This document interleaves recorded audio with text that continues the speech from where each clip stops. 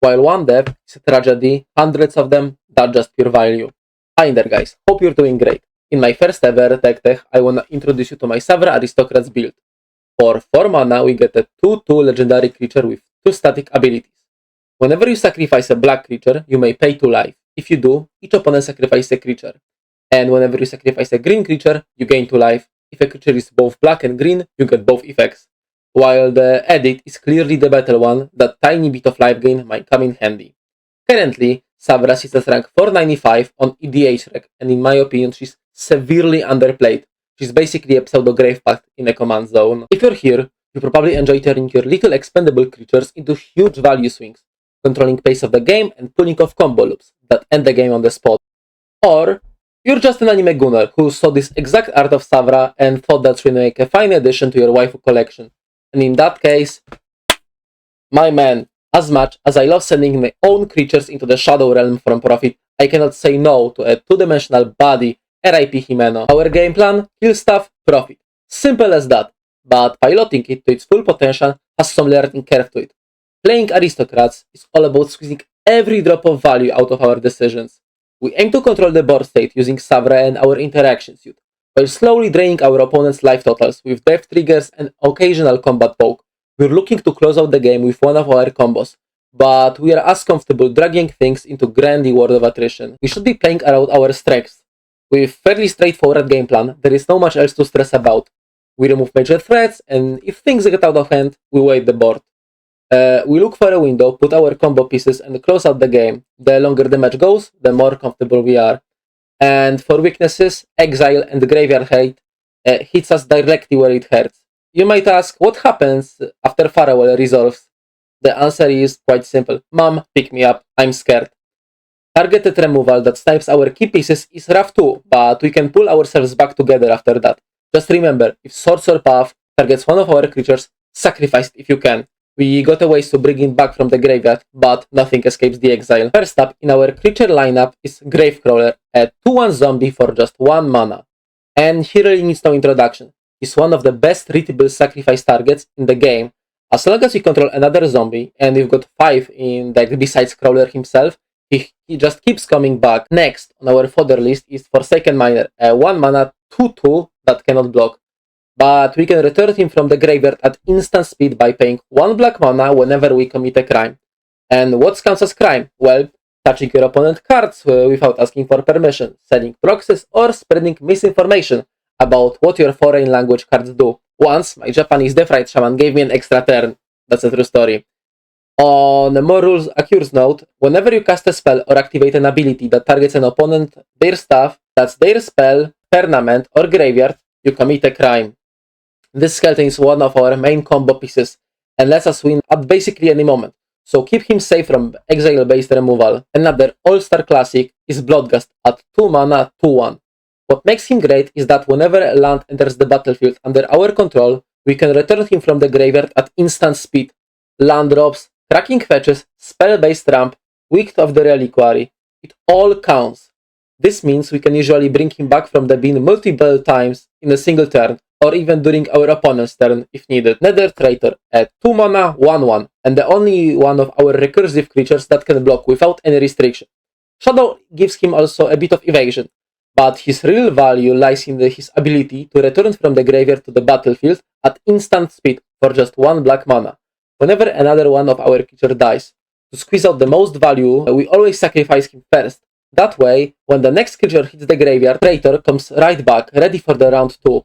He dies first, then keeps popping back in between other sacrifices, pulling off some serious Team Warhouse level labor. The best sacrifice outlets are ones that don't require you to do anything besides pointing at the creature you want to sacrifice. First one being Viscera Seer. This simple 1 mana 1/1 allows you to kill one of your guys for a little peek at the top of your deck, and there is gambling aspect to it.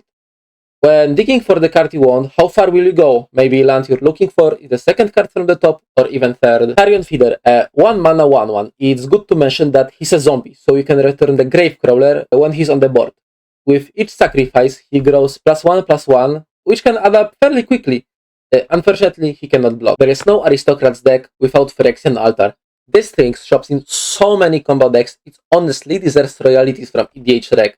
The only real cost is setting it up on the table for just 3 mana. After that, it lets us freely sacrifice creatures for 1 mana of any color. It's one of the core pieces in most of our combos, giving us fuel we need to bring back Miner, Traitor, or Crawler over and over. Even outside of combos, it lets us have way more explosive turns than we realistically should. Plus, it's an artifact, so it dodges all the pesky creature board wipes. I don't know what Phyrexian had in their roboheads when they cooked this thing up, but they were definitely up to no good. Also no, we're not playing Ashnod's Altar. We're a pip-heavy deck, and 2 colorless mana does almost nothing for us. Get that Walmart knockoff out of here, we don't need it. Speaking of Phyrexians, we've got Mr. Aristocrats himself, Yawgmoth, Throne Physician. The G in his name stands for genocide. For the low price of just 1 life per activation, this guy gives us unlimited sacrifice, card draw, and -1/-1 counters on any creature we want. Perfect for taking out mana dorks, Esper Sentinels, and slowly grinding down indestructible threats. If needed, he can also discard the card, pay 2 black mana to proliferate, which is great when you want to toss a big creature into graveyard for later reanimation. Yawgmoth gives us so much for just 4 mana, it's borderline criminal. Oh, and he has a protection from humans, which basically means he doesn't give a crap about war crimes. The Geneva Convention, more like a suggestion to him. War and Soul Trader is a perfect example of Modern Horizon 3 power level. For just 3 mana, we get a free zombie goblin wizards, 3 of the biggest stripes in Magic. He is basically a side grade to a Phyrexian Altar. We pay 1 life, sacrifice a creature, and instead of getting a colored mana, we make a treasure token. Since he's a zombie, he also enables Gravecrawler Recursion, giving us mana to recast it again and again, generating nearly infinite death triggers. The only thing holding us back is our life total. But what if there was a way to make that loop life neutral instead of life negative? Turns out there is. Enter Blood Artist. For 2 mana we get a humble 0/1 vampire. But don't let these stats fool you guys. This guy is the final piece in our game-winning combo. Whenever any creature dies, not just ours, Blood Artist drains target opponent for 1 life and we get 1 life back. That's right, we weaponized emotional damage after creature loss. With Blood Artist on the field, our infinite death loops now equal infinite life drain. And since he targets one of our opponents at a time, each trigger also qualifies as a crime, meaning we can bring back Forsaken Miner again and again. We're only running 1/2 mana card that commits a crime in this loop, so it's best not to play Blood Artist out too early. Protect him if you can, he is very fragile. The OG Midhook Massacre. This card is absolutely nuts at only 2 mana. It's a drain effect stapled to an enchantment that also comes down with a built-in board wipe. When we cast it, we pay X mana to give all the creatures -X, meaning it can go around both hexproof, indestructible, and protection from black. Just gone. The enchantment sticks around afterwards too. Whenever one of our creatures die, each opponent loses 1 life, and whenever one of our opponent's creatures dies, we gain 1 life. Now, if we have Savra and Midhook on the board, things get even spicier. Sacrificing a black creature triggers Savra ability, and if 3 opponent's creatures dies, as a result, Midhook actually gains us 1 life overall, instead of Savra just draining us for 2. That incidental life gain matters a lot in this deck. This is such a good card. Sephiroth, Fabled Soldier. This new addition from the Final Fantasy set is every Aristocrats player's wet dream. At 3 mana, besides being built like a Greek god and having long, thick hair and perfect face, he comes packed with some absolutely cracked abilities. When he enters the battlefield, you may sacrifice another creature. If you do, you draw a card. That alone is solid, but we're just getting started. He has also a static Blood Artist effect. Whenever any creature dies, target opponent loses 1 life, and we get 1 life. And then it gets ridiculous. If this ability resolves 4 times in a single turn, Sephiroth takes off his shirt and flips, revealing the full 8-pack. When he transforms into his final form, he gives us Blood Artist Emblem, and as we all know, emblems cannot be interacted with, ever. From the moment he flips, one of our combo pieces is permanently online. With Savra on the board, turning him into 1 Winged Angel is almost trivial. All you need is the anime power of friendship and a black creature to sacrifice. You can even sacrifice your commander, though that should only happen in extreme situations. Here is how it plays out. You resolve Sephiroth, sacrifice your black creature, trigger Savra. your opponent each sacrifice a creature. Simple math. 1 plus 3, Shirtless Sephiroth. And with his emblem active, we're basically one combo away from closing out the game. Ayara, First of Locthwain. At 3 mana is an Elf Noble from Throne of Eldraine, who give us a global drain effect whenever she or any other black creature enters the battlefield under our control. She also lets us tap her and sacrifice a black creature to draw a card. She's just like your Toxic X, draining life every time someone new shows up. Overall, Ayara is a strong value piece that generates card advantage and slowly bleeds out the table. First up in our token generation package is Bitter Blossom at 2 mana. This enchantment creates a 1/1 black fairy rogue creature with flying at the beginning of our upkeep, in exchange for just 1 life per turn. Over time, Bitter Blossom creates a steady flow of sack fodder, evasive damage, and surprising amount of value for such a small investor.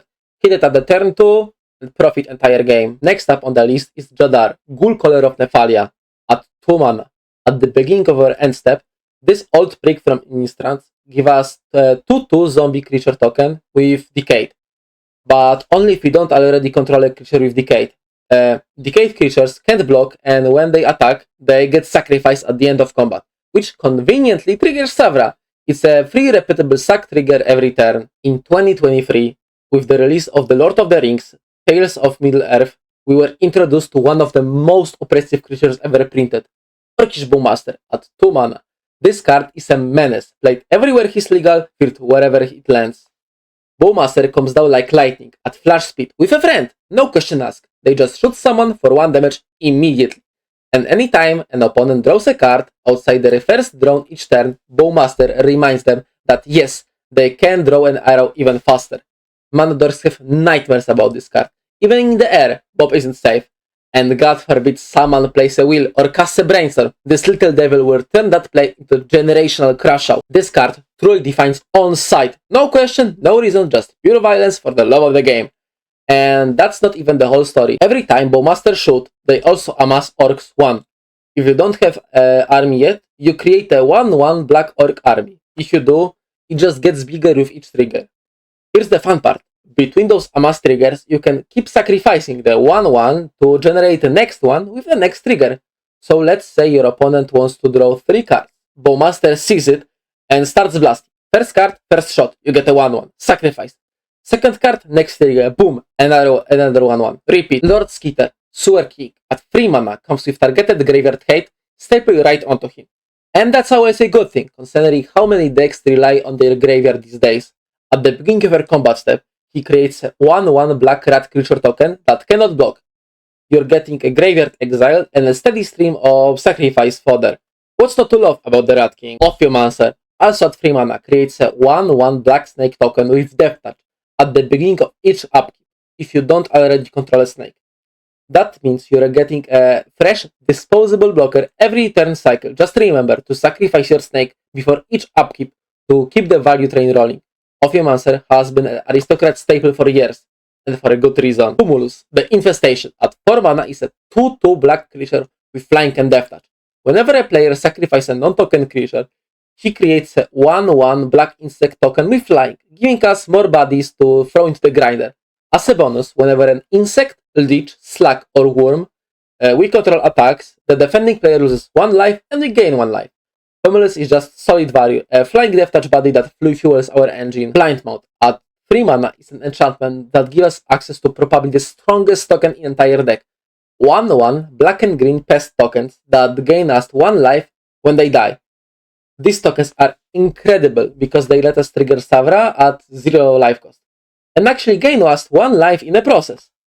Blind Mount creates one of these pests every time a non-token creature we control dies. And if you ever feel like swinging in, the pest gain +1, +0, and menace. It's another fantastic value engine that keeps our life total healthy while feeding the machine. Last up in our token maker section is Valentine, Dean of the Vein, at 1 mana. His biggest selling point is that he gives us Graveyard Exile for free as early as turn 1. Every time an opponent creature dies, Valentine exiles it instead. That shuts down on-death trigger effects and messes with recursion-heavy decks. It's worth to mention that Blood Artist and similar effects won't see those creatures die, they are getting exiled instead. But every time Valentine's exiles something, we can pay 2 mana to create pest token. He also has lifelink and menace, making him a surprisingly annoying early attacker, and a very efficient one-drop that does a lot of heavy lifting. Now, in our ramp and acceleration section, we have a classic Soul Ring, good in almost every single deck. Another classic choice is Bob, tapping for 1 mana of any color we need. Also, we can sacrifice him later for 2 life with Savra, Death Shaman, a so-called 1 mana planeswalker. Does it all, including giving you extra turns in the Japanese version. This Elf Shaman is a flexible utility piece with 3 key abilities. First one, tap, exile land card from any graveyard, add 1 mana of any color. Tap, pay 1 black, exile an instant or sorcery from a graveyard. Each opponent loses 2 life. Tap, pay 1 green, exile a target creature from a graveyard. You gain 2 life. This flexibility gives us access to ramp by exiling lands, and yes, you can absolutely hit key lands in your opponent's graveyard that they otherwise would recur. His second ability lets us hate on flashback spells or anything that looks like is coming back for the round 2. And the last mode, great for picking off bombs like high CMC threats, Gravecrawler star creatures, and just anything you really want to stay dead. Deathrite has it all covered. That said, I would only keep him in my starting hand if I had access to fetch lands early or knew that Graveyard Hate would be relevant from turn 1. Nature's Lore and 3 visits. Both of them work exactly the same. They search your library for a forest and put it directly onto the battlefield untapped. Don't have to be basic forest though. So you can search for a Shockland, Surveillant, or even Dryad Arbor. Dark Ritual at 1 mana is as straightforward as plain black coffee. You drink it when you need more energy. No frills, no question, it just works. Same goes for this spell. You pay 1 mana and get 3 black mana in return. That's a massive burst of acceleration, especially useful in deck like ours that's heavy on black tips. It helps us land key cards like Ayara or squeeze out explosive plays when we're setting up a combo turn. Simple, powerful, gets the job done. The GOAT himself, Sakura Tribe Elder, also known as Steve, is a classic. At 2 mana, he can sacrifice himself to fetch you a basic land, giving you a ramp. But in this deck, Steve does so much more, with Savra, Queen of the Golgari on the board. Sacrificing him gains us 2 life and triggers all of our other death triggers. Whenever creatures are dying, you can expect Pitiless Plunderer to show up. At just 4 mana, whenever a creature we control dies, Plunderer creates a treasure token, giving us stored mana for later turns, or letting us explode with value on the spot. With Plunderer and Phyrexian Altar on the board, every sacrificed creature lets us plus 2 mana. 1 from the altar, 1 from the treasure. That turns any sack loop into a potential storm turn or combo setup. The Darkness Crystal. Card she tells Jet Medallion not to worry about. This 4 mana artifact reduces cost of 33 cards in our deck. Similarly to Valentine, whenever a non-token creature would die on our opponent's side, we exile it instead. We also get a 2 life for doing that. Then for tapping it and paying 6 mana, we can return one of the cards exiled with the crystal under our control, with 2+1/+1 counters on it. It's a hate piece that heals us and reduces the price of 33% of our deck. The first piece in our card draw section is Skull Clamp at 1 mana. This equipment turns all of our 1/1 tokens into card advantage. Attach it, they die, and we draw 2 cards for just 1 mana to equip it. You can also clamp your larger creatures and sacrifice them if needed, or just leave them equipped and make your opponents think twice about killing it. Because if it dies, you're still drawing 2 cards. It's a win-win. Sylvan Library at 2 mana is one of the strongest card advantage engines in the game. At the beginning of your draw step, you may draw 2 additional cards. Then you choose 2 cards drawn this turn and either pay for life for each of them or put them back on the top of your library in any order. Drawing 2 extra cards for just 4 life each, that's a steal, especially early in the game, when you're at a healthy life total. Plus the added card selection is huge. Don't like what you see, crack a fetchland and shuffle it all away. And remember, you can decide to draw 2 more cards, losing 8 life to a full set, or your balls if you decide not to. Braids, Arisen Nightmare at 3 mana is the ultimate crash out girly, offering us value at the end of every turn if you're willing to make a sacrifice. At the beginning of your end step, you may sacrifice an artifact, creature, enchantment, land, or planeswalker. Then each opponent may sacrifice a permanent of the same type. If they don't, they lose 2 life and we draw a card. It's such a solid piece of value generation. Whether you're turning a dying token into a card, sacking an enchantment you have already gotten value from, or tossing a land later in the game, make sure you're always getting something out of it. Just think what to sacrifice for the max value every time. Grim Harrow Specs, another free mana card draw engine. This one gets us card whenever a non-token creature we control dies. It also has Morph, but we don't care about it. Morbid Opportunist, also 3 mana. There's a bit more flexibility. It triggers whenever any creature dies, not just ours, but only once each turn.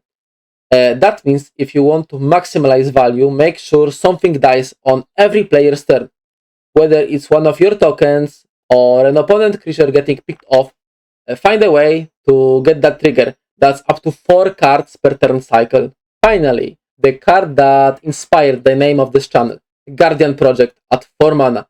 This enchantment is one of the best creature-based draw engines in the Commander.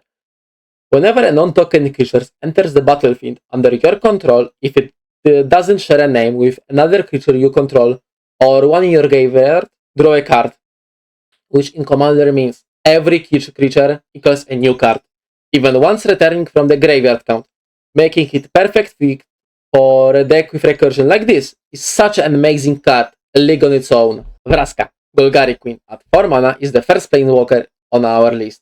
She enters with 4 loyalty and gives us access to some solid flexibility.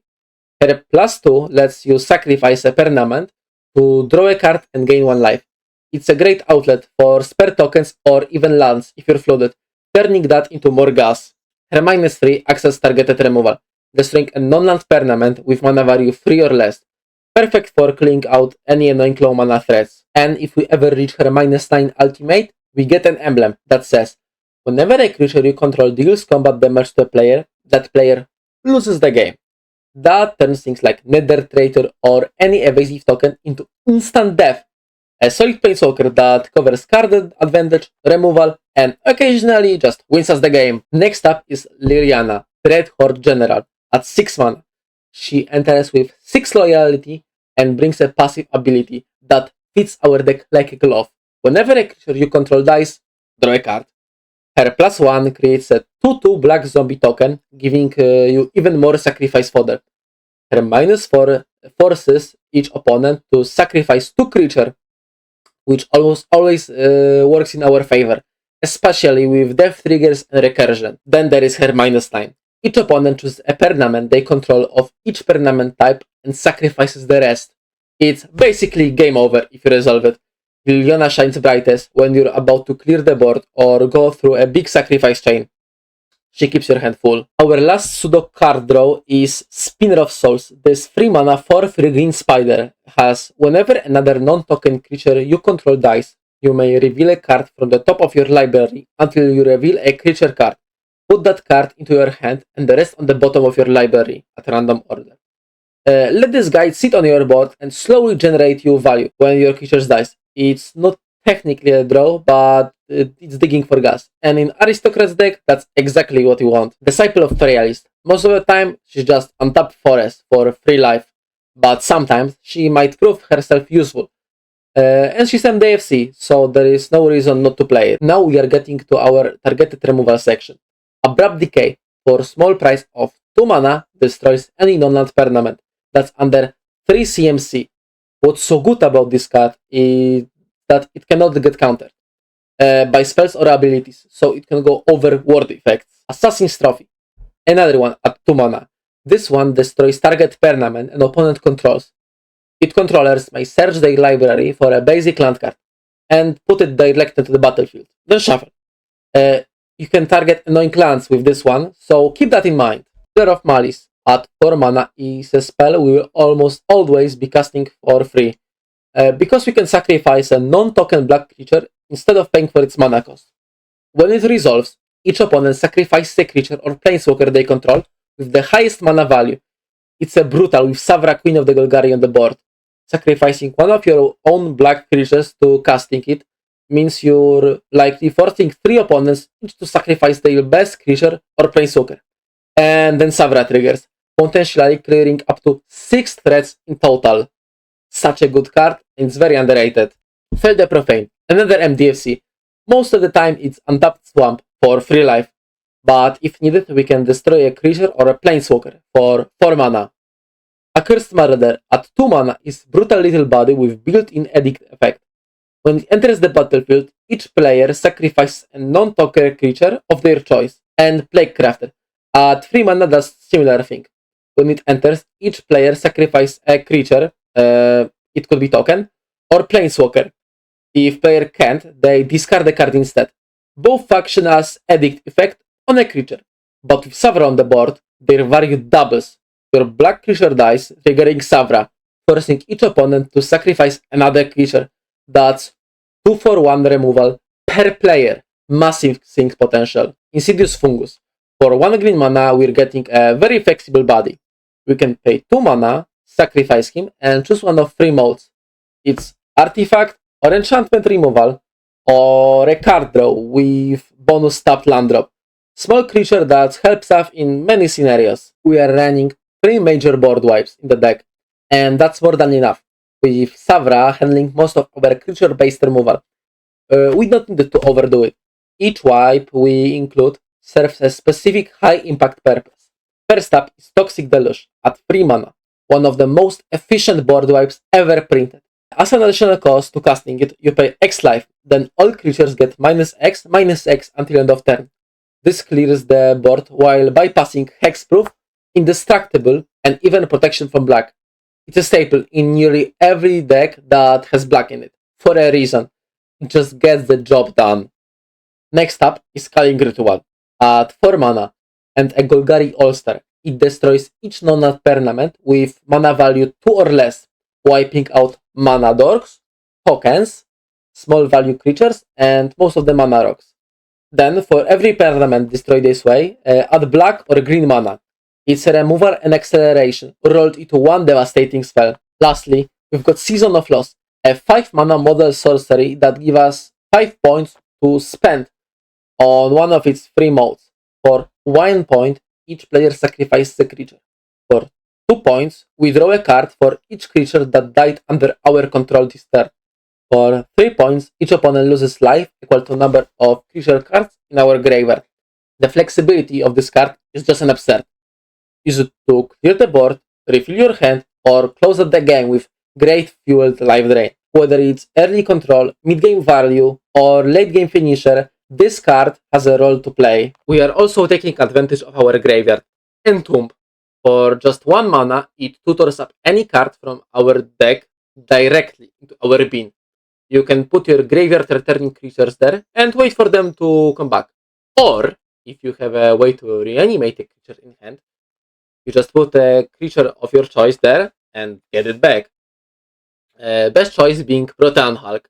More about it later. Reanimate. For just 1 black mana, we can return any creature from any graveyard to the battlefield under our control. We just have to pay its CMC with our life. So, for example, a 3 mana creature wins, we pay 3 life.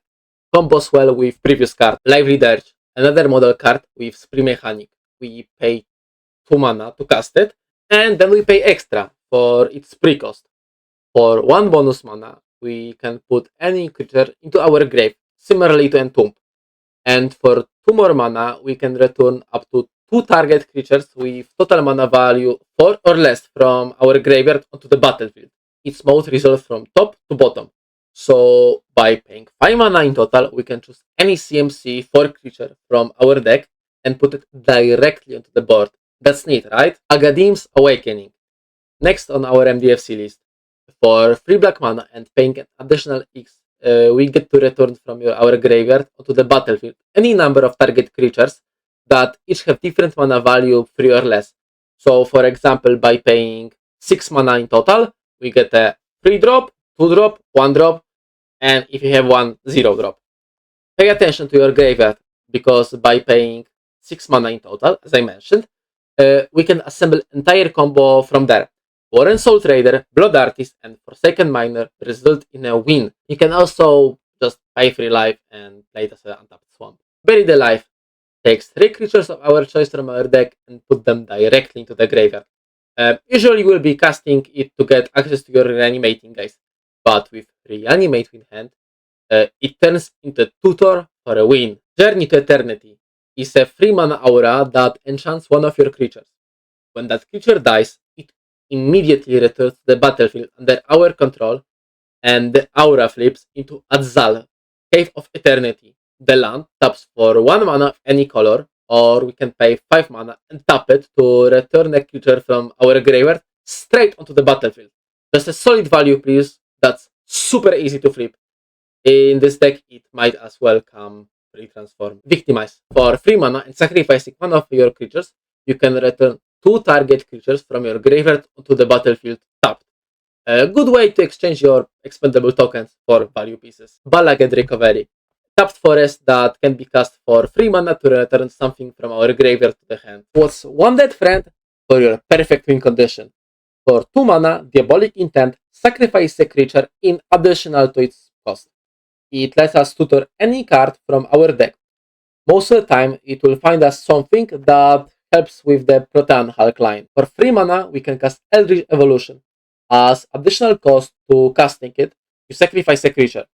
Then you search your library for a creature card with mana value equal to sacrifice creature mana value plus 2. And then you put it straight onto the battlefield. Then you shuffle and exile this spell. What's so good about this card? It basically upgrades any creature we have into something up 2 mana more expensive. Not exactly 2 mana more, which makes it way more flexible than stuff like Birthing Pod. And the best part, since the creature enters as a part of the resolution, there's no chance to counter it. Just directly put it on the battlefield. Fiend Artisan. At 2 mana is a little nightmare that gets +1/+1 for each creature in our graveyard.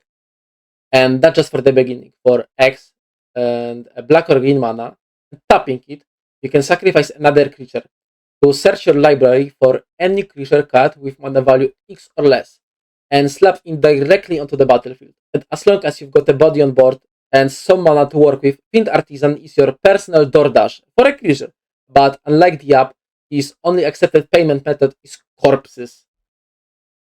Also at 2 mana, Wicht of the Reliquary. Gets stronger the more creatures you've got in your graveyard, just like Fiend Artisan. But this time it comes with Vigilance, meaning you can swing it without ever needing to tap for attack. What really makes him stand out is his activated ability. You can tap him and sacrifice another creature to tutor any land from your library directly into the battlefield. And you can do it on the instant speed. Whether you're ramping, grabbing fetch lands for extra Bloodgust triggers, or using Bojuka Bog to snipe someone's graveyard, Wicked got your back. Our protection pack is simple but effective. First up is Heroic Intervention, a 2 mana instant that gives all your permanents hexproof and indestructible until end of turn.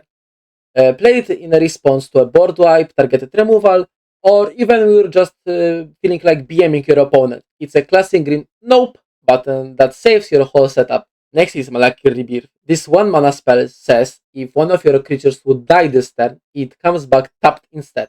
You can use it defensively to protect your key pieces or offensively to double dip on death triggers like using your Accused Marauder or getting extra Savra trigger. On the back, it's a tap swamp which keeps it from ever being dead in hand. Revitalizing Repast. For just 1 mana gives chosen creature +1/+1 counter and indestructible till the end of turn. On the back, it's a Golgari tap land. We are also running a few hate pieces. First up in our package is Vraska, the Silencer. After losing her Planeswalker Spark, she's back as a 3 mana 3/3 with Death Touch, and she brings something nasty with her. Whenever a non-token creatures an opponent control dies, you may pay 1 mana. If you do, you return that card to the battlefield under your control tapped. But now it's an artifact treasure with the standard sacrifice for mana ability and loses all other card types. Basically, she's turning your opponent's threats into mana rocks with some extra abilities. Graveyard Recursion? Not anymore. Death triggers? Denied. Vraska is your early game Graveheart that also ramps you. And she's just so cool. I don't know why, but I love this card so much. Maybe it's because I'm a huge Golgari fan and Vraska used to be one of our main planeswalkers. Boggart Traveler. On the one side, free life for a swamp is a bit rough, but on the other, look at your opponent's face when you nuke their graveyard for just 3 mana. Priceless. I've said it a few times already, but I will repeat it again and again. With how many graveyard decks there are, being able to exile it is necessary. Last in our hate package is Gisa, Glorious Resurrector, a 4 mana 4/4 human wizard with one of the spiciest passive effects in our deck. She says, if a creature an opponent controls would die, exile it instead. Simple and effective, but wait, it gets better. At the beginning of your upkeep, Gisa resurrects all the creatures she exiled under your control, and they get decayed. Unless she immediately gets removed, you will start farming bodies from your opponent's boards. And even though they are decayed, they can still trigger Savra, get sacrificed for value, or just overwhelm the board. And why not target? I choose Gisa over Kaldheim God because she triggers on any death, not just sacrifice. And if Gisa does get removed, the creatures she exiled stay gone. There's no getting them back. She's a huge value engine and graveyard hate combined into one. Our top end starts with Mikaeus, the Unhallowed, the 6 mana zombie pope himself. He gives all of our non-human creatures, that's 28 cards in the deck, not counting tokens, +1/+1, and Undying. Undying means whenever one of them dies without +1/+1 counter, it comes right back to the battlefield with a counter on it. Basically, double death triggers on most of our creatures and twice the value. Mikaeus is massive. He lets us sacrifice our creature twice, makes our board harder to clear, and gives us a huge edge in any grinding matchup. And for all of my Polish viewers, he could have been more yellow. Our next heavy hitter is Beledros, Witherbloom, a 7 mana 4/4 flying Elder Dragon. And while his raw stats aren't breaking any records, his abilities absolutely make up for it. At the beginning of each upkeep, Beledros creates a 1/1 black and green pest token, the exact same kind that Blindmount gives us. That's 4 tokens per turn cycle, all ready to be sacrificed, block attacks, or used for Savra triggers. And if that's not enough, once per turn you can pay 10 life to untap all of your lands. You can pull this off during your own turn for a huge mana explosion, or do it on your opponent's turn to double dip with instant speed removal or combos. He also works really well with Journey to Eternity, letting us activate a land site twice in a single turn. Just remember, be responsible with him. Beledros gives you insane value, but if you're out here paying 10 life like you're immortal, don't be surprised if you find yourself watching the rest of the game from the sidelines. Our last non-land card and true final boss of the deck is Proton Hulk, a 7 mana 6/6 beast that absolutely demands exile as an answer the second it hits the board. Why? Because when the Hulk dies, you get to search your library for any number of creatures with total mana value 6 or less and put them directly onto the battlefield. It's our main tutor target, our reanimation payoff, and the reason your opponents suddenly realize they should have kept the exile remover. When we have access to this guy, our winning chances skyrocket. Once he resolves, we become deaf, and I don't mean metaphorically or rhetorically or poetically or theoretically or in any other fancy way. We are deaf, straight up. Just game over for the table if they let him die. I will go into our main Hulk lines later, but just know, this card is a mini nuke. If your opponents don't have a plan on how to deal with him, they are cooked. Now I will quickly go over our land package. First up on the list is Dryad Arbor. Additionally to being a forest, she is also a 1/1 green creature Dryad, meaning that she enters the battlefield with the summoning sickness, so we cannot tap her for mana the term she entered. What's very convenient is that her converted mana cost is 0, so we can tutor her up with Protean Hulk or Agadim's Awakening as the part of our combo. But most important thing she gives us access to is that we can punch someone with a stick. Then our next land is Last Step Quarry. We can tap it for 1 colorless mana, or we can tap it and sacrifice a creature to add 1 mana of any color.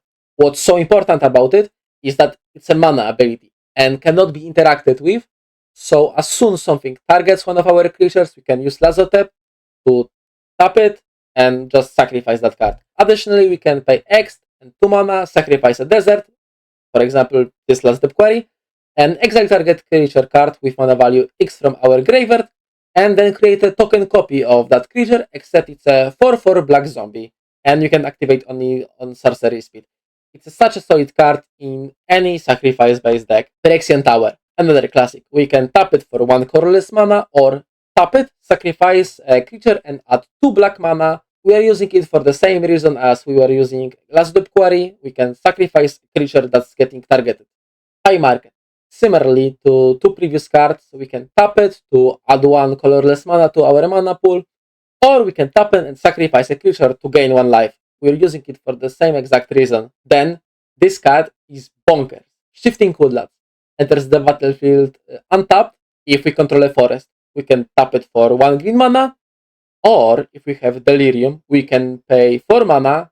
It doesn't require tapping Shifting Woodlands instead, and it becomes a copy of target permanent card in our graveyard until end of turn. And we can only activate it if we have Delirium, and Delirium means we have 4 different card types in our graveyard. What's so good about this card is that even if one of our key pieces get destroyed, we can always turn Shifting Woodlands into what we need. It could be Phyrexian Altar, it could be Yawgmoth, it could be Beledros, Mikaeus, anything you wish it becomes, it just is. Such a solid card, it should be on the Game Changer list. Spymaster's Vault, another one of the special Modern Horizon 3 land. It enters the battlefield untapped.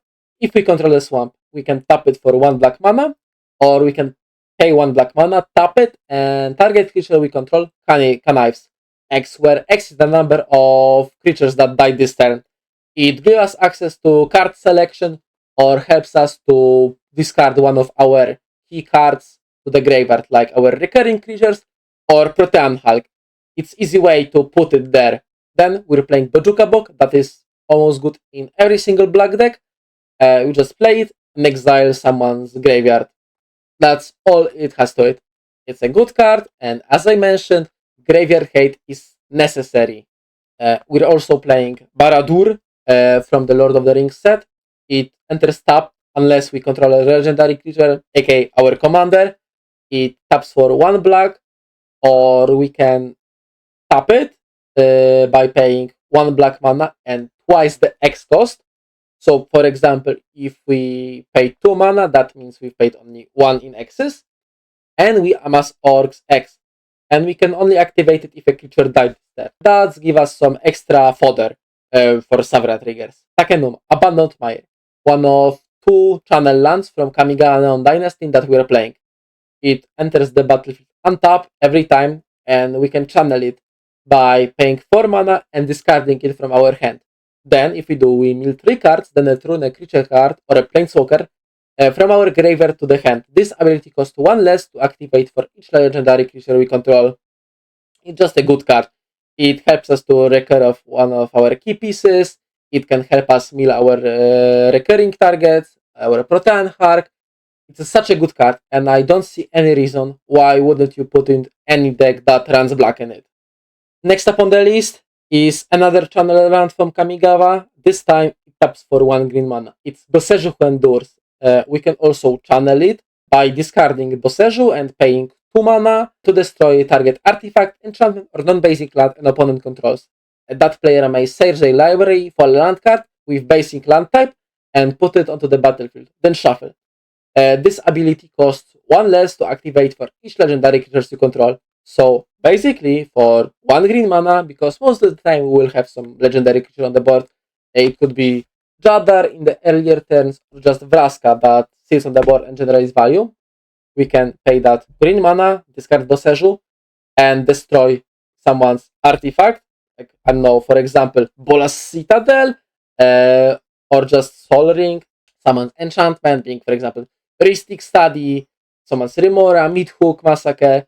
And what's so good about this card is that the channel ability is an ability, not a spellcast. So it cannot get countered by spells like Counter Spell, Negate, Spell Pierce. It's very hard to stop it, and it can be very helpful in many scenarios. Then, because we are mainly black deck, we are running Urborg, Tube of Yawgmoth. It turns each land into a swamp, additional to its other types. So we just have access to more black mana. It's just a good card. It can also help your opponents. So if you can, I wouldn't play it on the earlier turns, not to help them. But besides that, it's a very solid card. It enters untapped and it helps us with our mana cost. For the rest of our lands, we aren't running anything fancy. We have 3 swamps, 2 forests, 1 Golgari pathway, Westwood Verge, Command Tower, 4 of the fetch lands, Deathcap Glade, Overgrown Tomb, Undergrown Mortuary, and Undergrowth Stadium. I feel like that's a solid package with all of the previous lands and FDFCs. It should be more than enough for us. Our mana care is fairly low, so we don't need to run any other lands. And now for the long-awaited Proton Heart combo. I was teasing it from the start, so you deserve some in-depth explanation.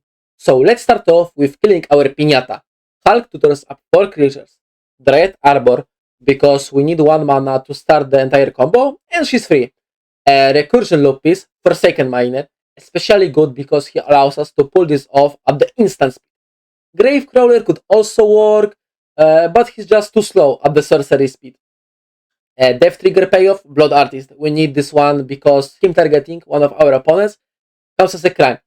And at least our sack outlet being Warren Soul Trader. So here's how it goes. Activate Warren Soul Trader by paying 1 life and sacrificing a Forsaken Miner. When Forsaken Miner dies, Blood Artist triggers, targeting an opponent. Forsaken Miner sees that, triggers, causing you to pay 1 black mana to return it from the graveyard to the battlefield. You resolve the Blood Artist ability, causing you to gain 1 life and causing your opponent to lose 1 life. Resolve the Warren Soul Trader ability, creating a treasure token. Activate the treasure by tapping and sacrificing it to add black mana, and then repeat. So by doing this over and over, we can drain entire board at the instant speed anytime we want. So we can do it at our end step, at our opponent's next turn, anytime we really want it. And why is this line so cracked? Because it only needs 1 card, the Hulk himself. And once he dies, you tutor entire win condition directly into the battlefield. No setup, no waiting, just 1 death trigger and you're looping creatures, draining life and ending the game. And the worst part, it's incredibly hard to stop.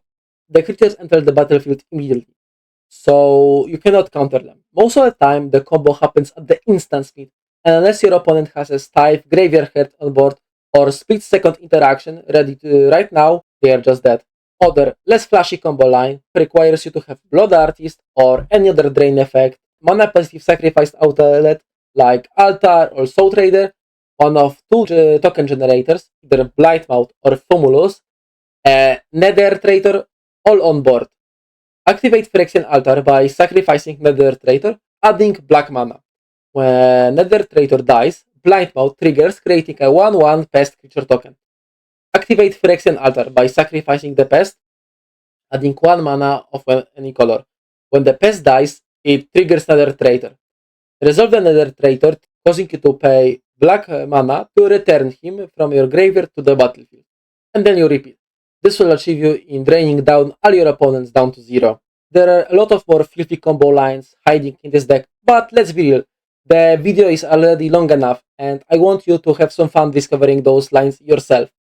You will find the full deck list down below and with a link to a Commander Spellbook, which will help you to hunt down every possible line this deck has to offer. And hey, if you made it this far, don't forget to like, comment and subscribe.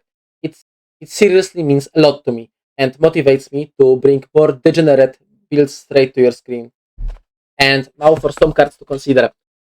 Loth, the Spider Queen, Tever Shot, Tombs of Fools, Zulaport Cutthroat, Dina's Soul Sleeper, Vengeful Bloodwitch, Living Death, this one's especially good, Target, which I mentioned earlier, and Catonian Nightmare. And what are we looking for in our starting hand? So for me, it's from 2 to 3 lands. They could be fetches. The best first turn play is fetch for a survey land. Then we are looking for some kind of ramp, either creature-based ramp like Birds of Paradise, or spell-based ramp like Nature's Lore or 3 Visits. Draw Engine, the best one being Sylvan Library, but if we cannot find that, no worry, the others one are still okay. Early token generation like Jadar or Bitter Blossom, and some recurring creature. For example, Nether Traitor, but Gravecrawler works as well. And that's it for the video. Thanks for watching. I hope you liked it. It's my first ever video, so don't be rough on me. Give me any suggestions of what you want to see next. And thanks for watching. I really mean it. So stay cool, keep smiling, remember to wash yourself from time to time. And that's it. Goodbye.